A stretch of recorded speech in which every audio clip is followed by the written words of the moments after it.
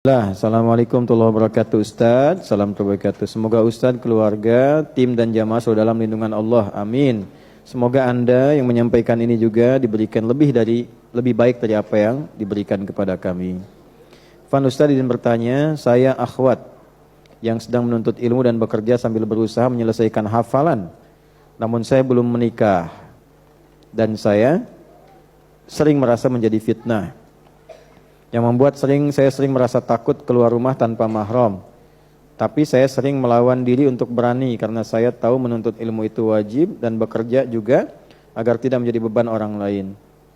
Saya juga sedang mengusahakan menabung agar bisa menjadi orang Islam yang sebenarnya. Jadi belum benar sekarang. Dan berhaji, umroh dan berkorban serta sedekah. Tetapi, ini pertanyaannya. Ya.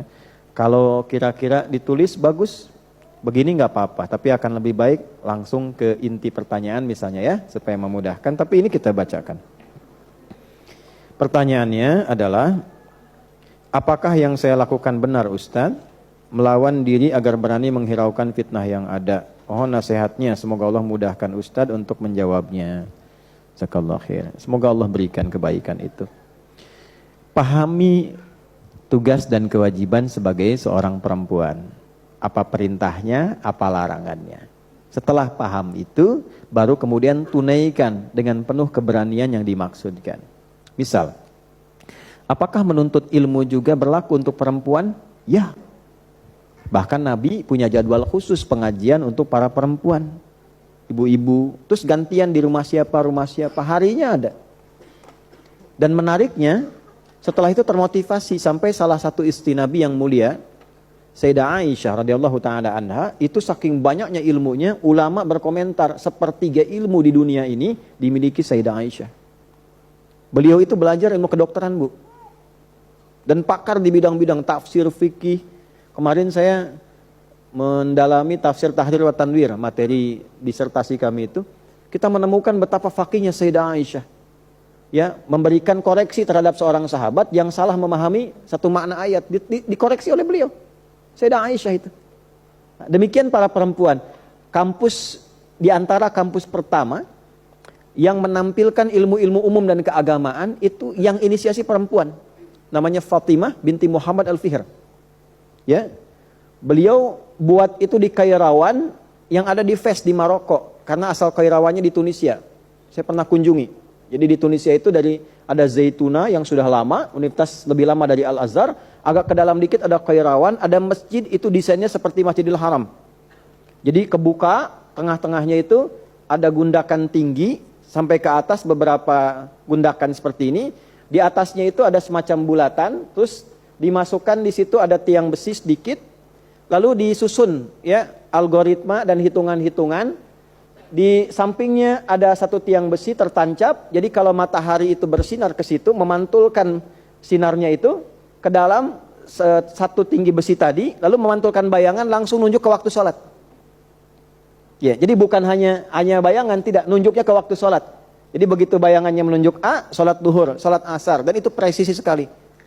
Anda bisa bayangkan di zaman itu teknologi belum berkembang, sudah dibuat demikian rupa. Kalau Nabi dulu tancapkan tongkat, lihat bayangan sekian duhur muncul. Mereka sampai hitung waktu duhurnya di mana. Jadi bayangannya sudah memantul, ya. Ketika memantul sinar, bayangannya langsung menunjuk ke arah waktu sholat.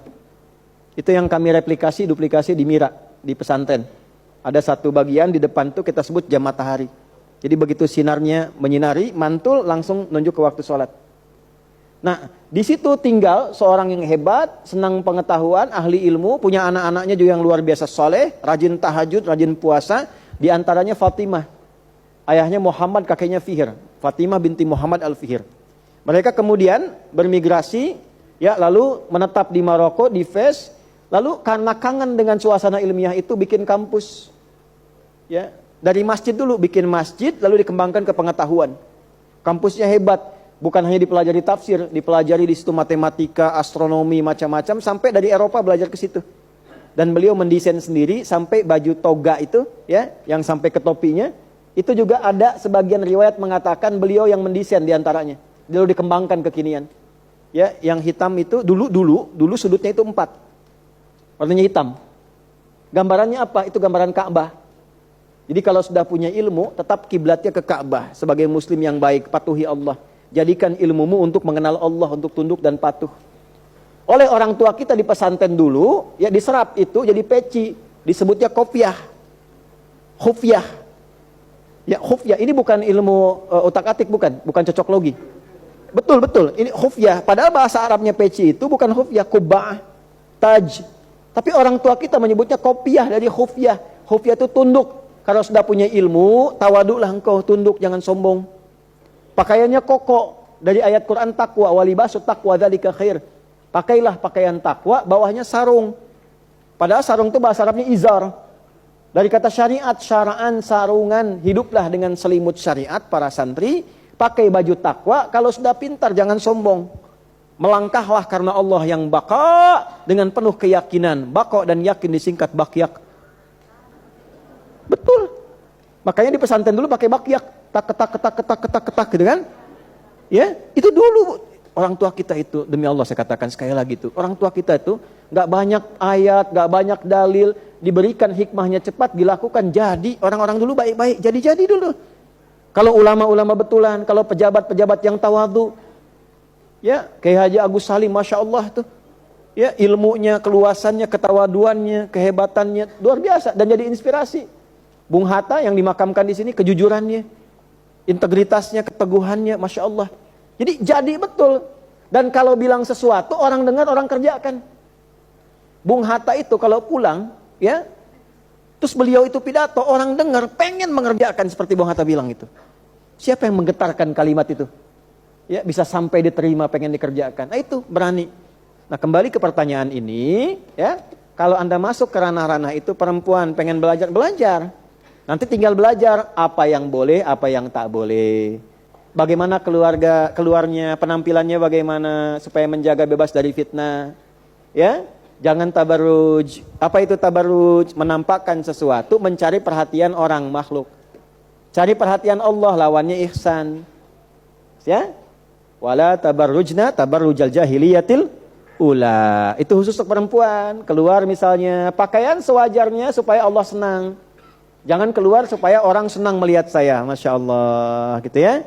Pakai kerudungnya pink, bajunya biru, bawahannya hijau, gitu kan? Terus pakai perhiasan di tangan emas 2 kilo misalnya kan? Begitu mau nulis, nah itu. Nah, ada fitnah yang melekat pada diri kita, tantangan kehidupan. Demikian kalau bekerja juga, silahkan.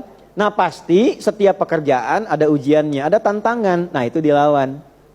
Sama kesini juga ada ujiannya, ke masjid ada tantangannya. Semua hidup itu nggak ada yang nggak ada masalah. Masalah itu mengkonfirmasi kesungguhan kita dalam menjalani hidup, termasuk mengabulkan cita-cita.